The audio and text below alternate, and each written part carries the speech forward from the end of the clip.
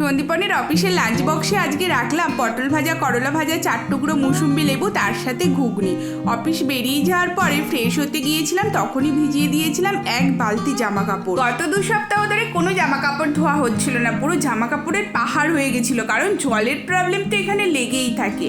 এখনো জলের প্রবলেম কিন্তু ক্লিয়ার হয়নি, বাট তার মধ্যে থেকেই কিছুটা অল্প অল্প করে ধুয়ে দিলাম। এরপরে কিচেনটা পুরোটা ক্লিন করে স্নানের জল গরম হয়ে গেছিল, ততক্ষণে স্নান করে ঠাকুরকে ধূপ দেখিয়ে নেওয়ার পর জানালা দিয়ে দেখলাম বাইরে চড়া রোদ্দুর ছিল। বিকালবেলা একটুখানি রেস্ট নিয়ে উঠে নেক্সট দিনে রাত্রিবেলা সমস্ত সবজিটা রেডি করে চাপা দিয়ে রেডি হয়ে আমি বেরিয়েছিলাম বিকালবেলা হাঁটার জন্য। মণিপালে সন্দীপন দাঁড়িয়েছিল, ওখানে গিয়ে দুজনে মিট করলাম। এরপরে একটা পাপড়ি চাট আর আলুর চপ অর্ডার করেছিলাম। কি বাজে সিকিমের আলুর চপ খেতে, সেটা তোমাদের কি বলবো। আর বাইরে রাখা সন্ধ্যেবেলা একদম কালো হয়েছিল, আমরা বাড়িতে ঢোকার সাথে সাথেই বৃষ্টি আরম্ভ হয়ে গেছিল। আর রাতের ডিনারের জন্য আজকে ডিম সেদ্ধ, পাঁপড় ভাজা, পটল আলুর তরকারি, তার সাথে মুড়ি ছিল। টাটা।